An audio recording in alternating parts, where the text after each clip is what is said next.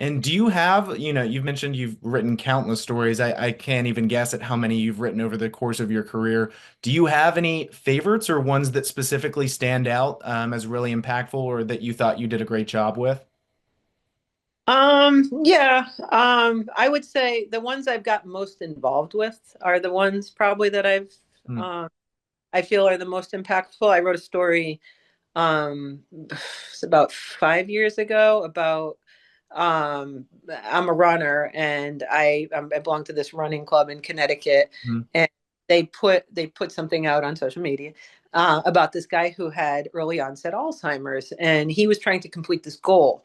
Um, and I thought that was really interesting. So I contacted his wife, and she had a thing on a Facebook page, chronicling their journey.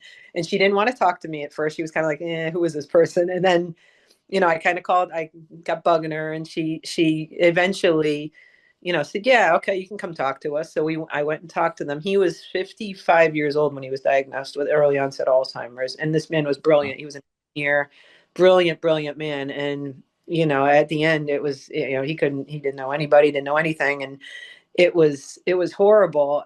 But I got to be friends with them, and I ended up writing the story, and I started running with him.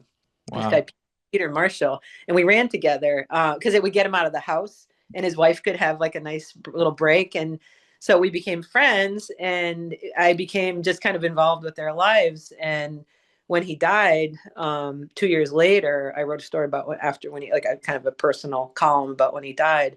And it really, it hit me. And I, you hope that people were more aware of people, that this disease, and that, that's kind of what you hope people got out of the story. But I also became involved in it, and it was kind of, um, I don't want to say it was a great thing, because I mean, because the outcome was horrible. But I I learned a lot out of it. I learned, empathy, and I learned how to deal with somebody who has Alzheimer's, which, I mean, how often do you get to do something like that? It's just sort of, it's like a life experience, I think. And I like that about my job, that sometimes I can get these life experiences that maybe, the average person couldn't get.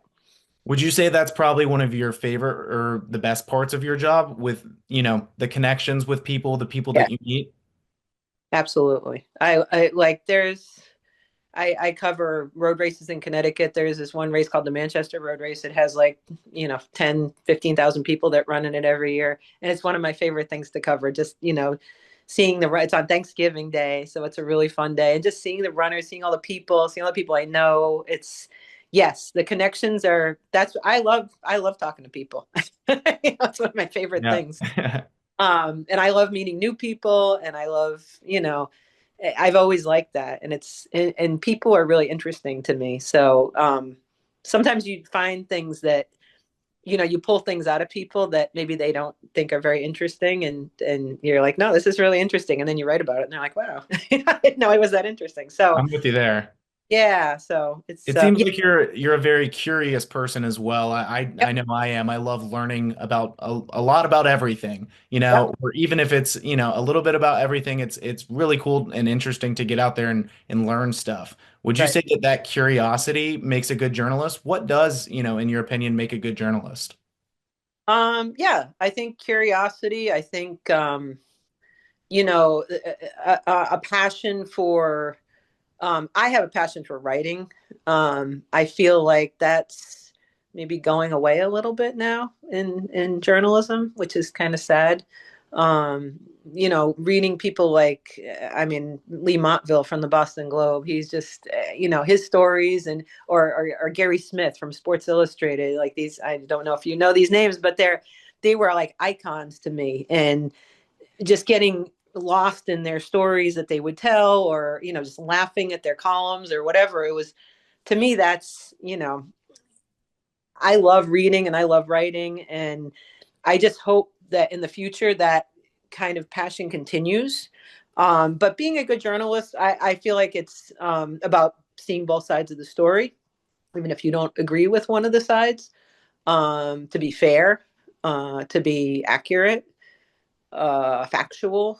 all of those things are, and I've really tried hard to do that through my career. I've written some stories that, maybe I don't agree with the people that I'm writing about, but you have to still be fair and give both sides of the story. And I think that's really important.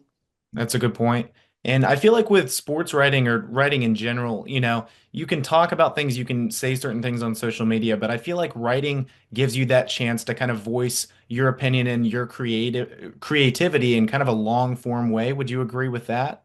Yes, yes, I agree. And I've always liked to just tell stories. Mhm. I'll go out on a run with my friends and I'll say, this is a story I'm working on. And I'll tell them about the story. And then they'll read it, in the paper, and they'll say, gee, it sounded just like when you told it to us. So it's like it's storytelling. That's what I like about it. And crafting, you sit down and you craft a story.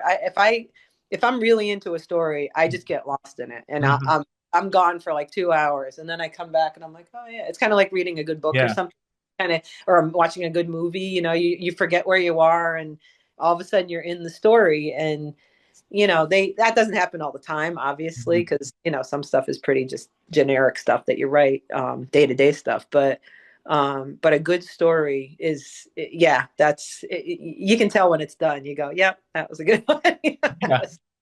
So, How has but it been? feeling, what a great feeling that is. I love writing good stories. It makes me so happy. You get It done, is.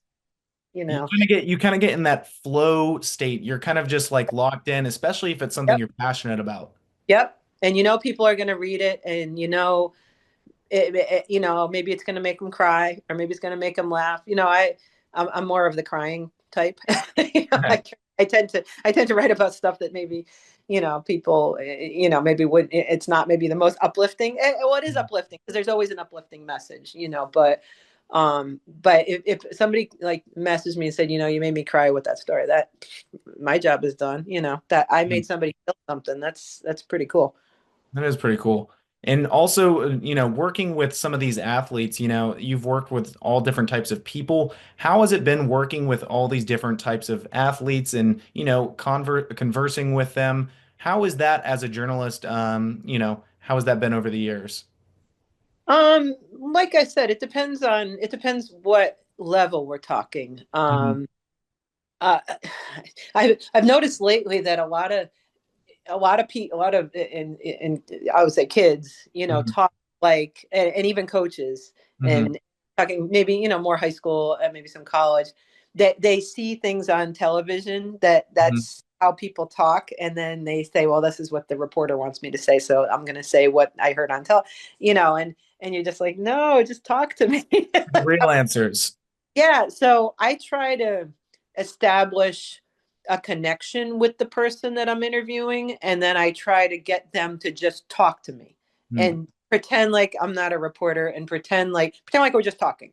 And Mhm. if I can get that connection, then we're good. If I don't get that connection, I'm probably not going to get what I need for the story, because they're just going to give me, kind of standard standard stuff. But um if you can get somebody to break out of that and give you something, that's a little bit different, then it's just going to be a way better story. So, um, but yeah, I mean, some people are better than others. Some people have bigger personalities than other people.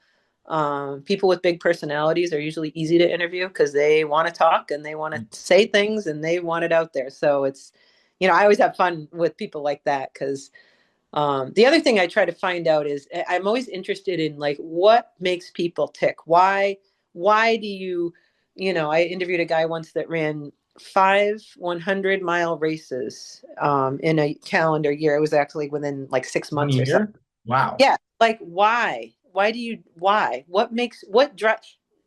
There's something driving everybody, that's especially in sports, people that run long distances, people that are out playing basketball for hours and hours, and what is driving you? Why are you doing this? Not everybody is like you. Why? And that's what I try to get to. Not when I write every single story, because you just can't if you're going to like a basketball game and you're just doing a story, but but if I'm writing a feature about somebody, I want to know why. Why are you out here? Why are you doing this? And maybe they don't really know why, but then you kind of figure it out. And it's almost like playing like amateur psychologist. And that's really fun. And sometimes people also don't want to open up to you. And when I can get somebody to open up to me that maybe doesn't, maybe wouldn't open up to anybody else, like that's a real, that's like a good day for me when I can get somebody to talk who maybe, doesn't talk to a lot of people or whatever. So that's I, always fun. I definitely think that's one of the better aspects because, a lot of times you see athletes on TV, you see them, in social media, and you see only one side of them, which is the sports side. So I think it's really cool to kind of, give life to the character that you see on TV, kind of, bring them not back down to earth, but make them feel a little bit more real. I think, if anything, that helps, drive your connection with an athlete. Right. That's what I do. I mean, I've always tried to get people who don't read the sports section to read the sports section. Like, so a lot of women will message me and say, I never read the sports section, but I read your story. Mm. I mean, that's like a generic thing to say, but it's true, um, that I'm a human interest writer. I want to know about, the stats are great. That's fine. I got a double double every day, whatever. That's great. But that's not me. I'm the behind the scenes person. Like how, you know, when did you start playing basketball? How did you, when you grew up, what did you do? What, I mean, these are basic questions, but let's go deeper than just, what you just did on the court. Let's try to go a little bit deeper than that. And sometimes you can't, and sometimes you can. So, Would you say that's what still drives you? You've been in the industry for such a long time. What, continues to keep that passion burning for you? um, there's lots of good stories out there, and I haven't written them all. So I need to write more of them. I mean, there's there's a couple right now that are just simmering in my brain, and I can't quite get to them yet. The people aren't quite ready to talk about them yet, but when they are, I'm there, and I'm like, let's go. Let's write this story because I don't know. I have a passion for writing. I have a passion for meeting people and talking to people, and um, I don't know. It's still I guess that's a really good thing because some people don't have that, but I'm pretty lucky that I still do. There's no So, off switch. no, there's an off switch.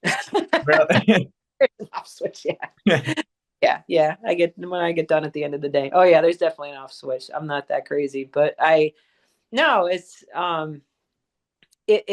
just something that it's more of I don't even say it's a calling, but it's more of you want to write about you want to write about stuff that's not right in the world. You want to write about, and that we get into that too in sports. There's stuff that's going on that's not right, and people need to know about it, or people want to talk about it. So it's like justice and everything that's going on in the world now. I mean, we need to be writing about this stuff because somebody's got to write about it. So, it infiltrates sports. It's everywhere. Mhm. With all that So, being said, what advice would you give for young journalists, those that are looking, kind of now at a high school or college level and looking to try and get into sports writing or just into sports media? What advice would you have for them? I don't know. That's a very good question. Um, I would say my advice, of course, this might be like old fashioned, but I always used to read. You got to read. You got to read what's out there. You got to read what you have to. Reading other reporters and other journalists help me be a good reporter and a good journalist and a good writer because you kind of cherry pick little things here and there. You maybe, okay, this guy, I like this guy's style. I like this. And there's just certain ways that people do things, good writers that you kind of want to emulate. I'm not saying, copy people or whatever, but like I had one guy who I used to work with who used to tell me to um, keep things simple. Don't complicate things. Don't use big words. Don't it's he said. That's it. We don't state. We don't reply. We don't laugh. We don't. Yeah, he said. Boom. Done. Move on. Keep it simple. I guess that would be my biggest thing because I know I've seen a lot of writing that's very, there's a lot of words that don't need to be there. There's a lot of There's a lot of stuff that's just, overblown and overdone, and you don't need keep it simple, and you can be clever and still keep it simple. You don't have to, it doesn't have to be boring, but don't overwrite. Don't put yourself in the story. Your ego doesn't need to be in there. And you can tell when people's egos are in stories. No, get it out of there. Just let the person shine in your story that's you're writing about. You don't need to be in there. The So final thing I would ask is, when your career eventually wraps up, when it's all said and done, what's going to be the biggest thing that you take away from it? What's going to be the one thing, if you had to summarize it into that you'll take away, leave with? probably Mhm. the relationships with other reporters. The stuff we've been through, the stuff we've done, the crazy deadlines, we were at the Final Four last year, and I think we wrote our last story at like 3:30 in the morning.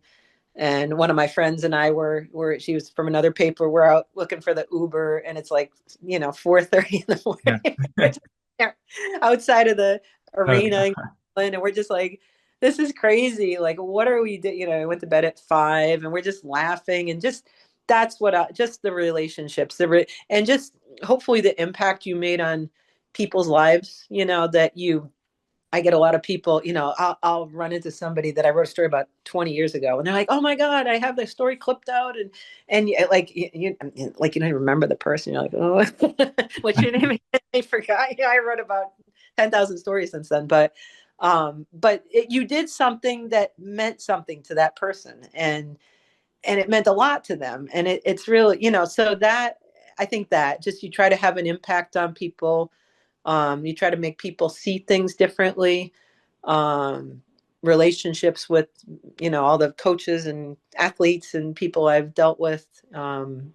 Just so that kind of that's what I'll take away from it. Yeah, I hope I made a difference, maybe. yeah. As much as a sports writer can Yeah. in somebody's life. I don't know. Well, it sounds like you definitely have, and I mean that's just so awesome to hear. I can hear, the passion coming from your voice when I hear you talk about it. It's really awesome to hear. Well, that's kind of all I had for you question wise. I just want to say congrats one more time, Lori Riley, Connecticut Sportswriter of the Year.